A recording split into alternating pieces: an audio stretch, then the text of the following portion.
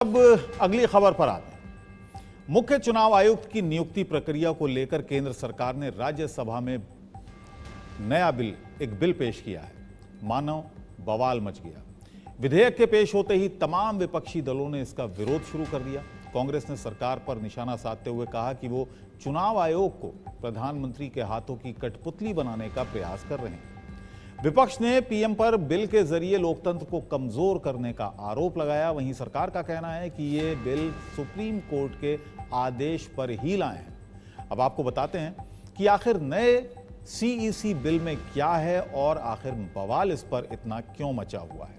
दरअसल नए CEC bill के मुताबिक मुख्य चुनाव आयुक्त सहित सभी चुनाव आयुक्तों का चयन प्रधानमंत्री, लोकसभा में विपक्ष के नेता और एक कैबिनेट मंत्री की 3 सदस्यीय समिति करेगी।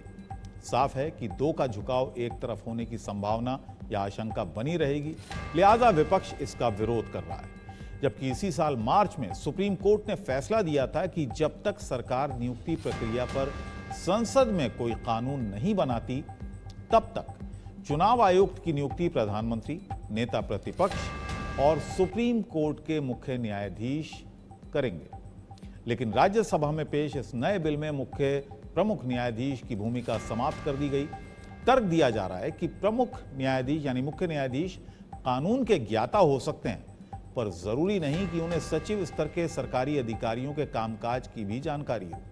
हालांकि सुप्रीम कोर्ट ने मार्च 2023 के आदेश से पहले भी, चाहे वो कांग्रेस का शासनकाल रहा हो या बीजेपी का, केंद्र सरकार की नियुक्ति चुनाव आयुक्त की नियुक्ति पर फैसला लेती थी। यानी केंद्र सरकार ही चुनाव आयोग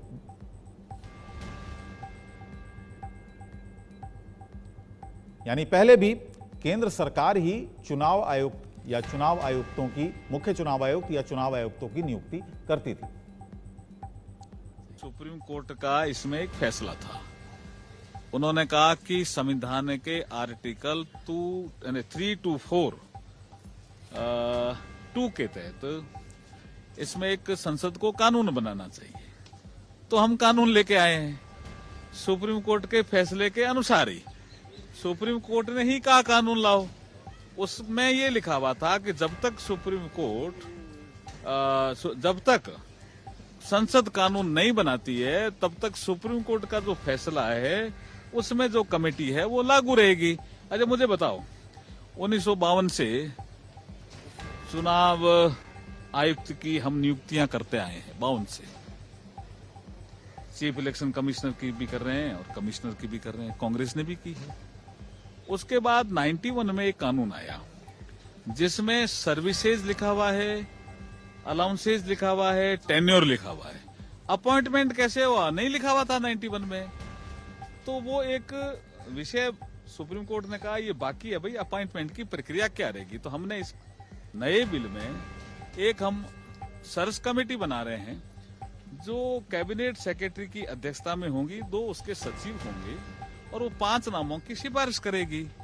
उसके बाद एक सिलेक्शन कमेटी होगी जो प्रधानमंत्री जी की अध्यक्षता में होगी। क्या गलत है इसमें? सिलेक्शन कमेटी से सीजीआई को जो बाहर किया है,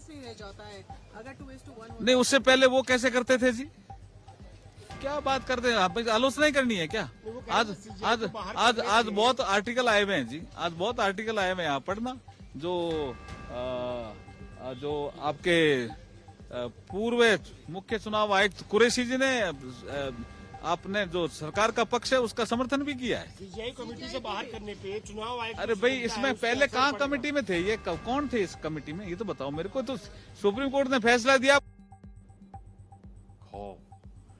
इस बिल में नजर आ रहा है मुख्य चुनाव आयुक्त चुना जाए एक ऐसी समिति द्वारा जहां सब अपनी निष्पक्ष राय दे सके। नेता विरोधी दल, प्रधानमंत्री जी, आप खुद।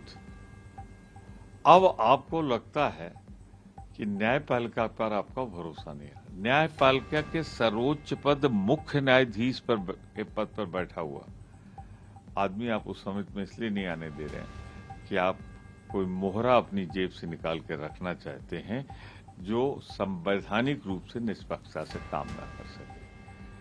हमने विरोध किया है, आगे विरोध करेंगे। न्याय जरूरत पड़ी तो हम न्यायपालिका के सामने भी जाएंगे। लेकिन इसी को कहते हैं लोकतंत्र में लिपटी हुई तानाशाही, इसी को कहा जाता है। पश्चिम बंगाल की मुख्यमंत्री ममता बनर्जी ने सरकार पर निशाना साधा। ममता बनर्जी ने कहा, ट्वीट किया कि हम चुनाव आयुक्त के चयन में सीजेआई की जगह कैबिनेट मंत्री को लाने का कड़ा विरोध करते हैं। सीजेआई को नियुक्ति पैनल से बाहर करने की योजना बीजेपी की बेचैनी को दर्शाती है, जो बताती है कि उनके वोट हेरफेर को नुकसान हो सकता है। भारत को न्यायपालिका के प्रति इस घोर उपेक्षा पर सवाल उठाना चाहिए।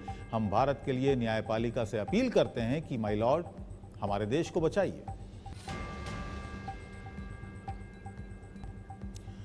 और अब बताते हैं विपक्ष की जो प्रतिक्रियाएं आ रही हैं वो भी आपको बताते हैं। आरजेडी सांसद मनोज झा का जो बयान आया है वो भी आपको दिखाते हैं। टूटेगा वो तो मैं देख रहा हूं, एक बिल लेकर के आए हैं जिसमें चीफ जस्टिस ऑफ इंडिया को हटा दिया है इलेक्शन कमिश्नर के चयन के प्रोसेस। तो अब अगर पूरा रिगिंग ही कर लीजिएगा, जब आप ही तय करेंगे कि 3 में से 2 सदस्य आप ही होंगे मुख्य चुनाव आयुक्त और चुनाव आयुक्त की नियुक्तियों में, तो मैं तो समझता हूं फ्री एंड फेयर इलेक्शन अब हम पुराने दिनों की बात होगी। एक वक्त था जब इस मुल्क में फ्री एंड फेयर इलेक्शन हुआ करता था। और अब आपको बताते हैं अरविंद केजरीवाल, दिल्ली के मुख्यमंत्री, उन्होंने क्या कहा। पीएम मोदी की आलोचना करते हुए उन्होंने कहा कि यह कदम चुनावों की निष्पक्षता को प्रभावित करेगा। अरविंद केजरीवाल ने ट्वीट कर प्रधानमंत्री मोदी पर सुप्रीम कोर्ट के आदेश का पालन नहीं करने का आरोप लगाया। उन्होंने लिखा कि मैंने पहले भी कहा था कि प्रधानमंत्री देश की सर्वोच्च अदालत की बात नहीं मानते हैं। उनका संदेश साफ और स्पष्ट है। सुप्रीम कोर्ट उनकी पसंद के खिलाफ जो भी फैसला लेगा वो उसे पलटने के लिए संसद के जरिए कानून लेकर आएंगे। अगर प्रधानमंत्री कोर्ट के फैसले का पालन नहीं करते हैं तो ये स्थिति बेहद खतरनाक है, ये अरविंद केजरीवाल ने कहा। और अब आपको शिवसेना सांसद प्रियंका चतुर्वेदी का बयान सुनवाते हैं। It's so clear that the government again wants to control the election commission, and by his own nominated cabinet minister, you will have 2 people who belong to the same party and 1 person from the opposition. So a 3-member panel can also have a quorum without the leader of the opposition. So this is just a mockery of democracy, mockery of how independent institutions should function, and mockery of elections. By appointing your own person, by passing your own person as the chief election commissioner, you're making a joke out of the entire election process, and that is extremely shameful. और आइए आपको बताते हैं कि चुनाव आयोग का ढांचा दरअसल क्या है, किस तरीके से चुनाव आयोग बना है। आइए ये आपको दिखाते हैं।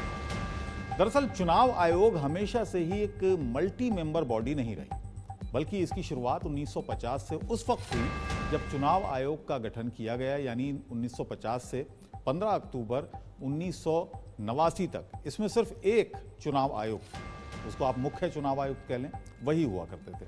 लेकिन 16 अक्टूबर 1989 से 1 जनवरी 1990 तक इसमें 2 चुनाव आयुक्त के पद हो गए, और इस तरह से इसमें 3 सदस्य हो गए, यानी एक मुख्य चुनाव आयुक्त और 2 चुनाव आयुक्त, 3 सदस्य कुल हो गए। ये मल्टी मेंबर एक कमेटी हो गई। 2 जनवरी 1990 से 30 सितंबर 1993 तक फिर से इसमें सिर्फ मुख्य चुनाव आयुक्त का एक ही पद रह गया। इसके बाद इसमें फिर से संशोधन किया गया। 1 अक्टूबर 1993 में कानून में फिर से अमेंडमेंट करते हुए 2 चुनाव आयुक्त के पद बनाए गए, और तब से लेकर अब तक 3 सदस्य होते हैं चुनाव आयोग में, एक मुख्य चुनाव आयुक्त और एक चुनाव आयुक्त। तो इसी को लेकर बात हो रही है।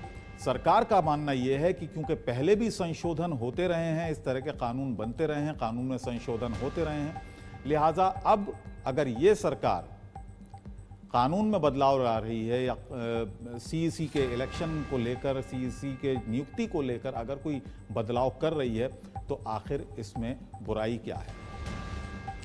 और आइए अब नजर डालते हैं कि कब कब ये बदलाव हुए, ये भी आपको बता देते हैं कि कब कब ये बदलाव हुए, ये हम आपको बताते हैं, डालते हैं। चुनाव आयोग में नियुक्तियों को लेकर कब कब राजनीतिक दखल देखने को मिला है, जरा उस पर भी गौर कीजिए।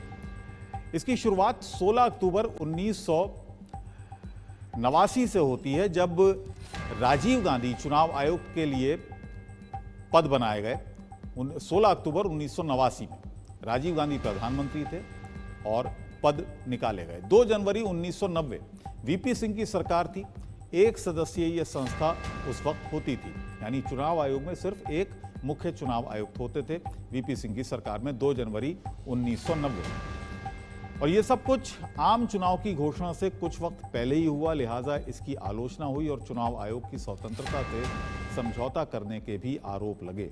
इसके बाद 2 जनवरी 1990 को वीपी सिंह की सरकार में नियमों में फिर से बदलाव किया गया और चुनाव आयोग को एक सदस्यीय संस्था बना दिया गया। इसके बाद 1 अक्टूबर 1993 को पीवी नरसिम्हा राव के नेतृत्व वाली कांग्रेस सरकार ने फिर नियम बदले और एस एम गिल और जीवीजी कृष्णामूर्ति को चुनाव आयुक्त बनाया गया। इसी तरह सीईसी और चुनाव आयुक्त कानून 1991 को अध्यादेश के जरिए संशोधित किया गया। साथ ही कानून का नाम भी बदल दिया गया। इसके जरिए मुख्य चुनाव आयुक्त और चुनाव आयुक्त को बराबरी का दर्जा दिया गया और रिटायरमेंट की उम्र 65 साल तय की गई। कांग्रेस सरकार के इस कदम को तब के मुख्य चुनाव आयुक्त टीएन शेषन ने सुप्रीम कोर्ट में यह दलील देते हुए चुनौती दी कि ये चुनाव आयोग की शक्तियों को कम करने की कोशिश है। हालांकि सुप्रीम कोर्ट ने उनकी इस अर्जी को खारिज कर दिया था। तो ये बदलाव पहले भी हो चुके हैं कि किस तरीके से चुनाव आयोग में संशोधन किए गए, ये हम आपको बता रहे हैं। चुनाव आयोग में नियुक्ति में राजनीतिक जो फैसले हुए हैं,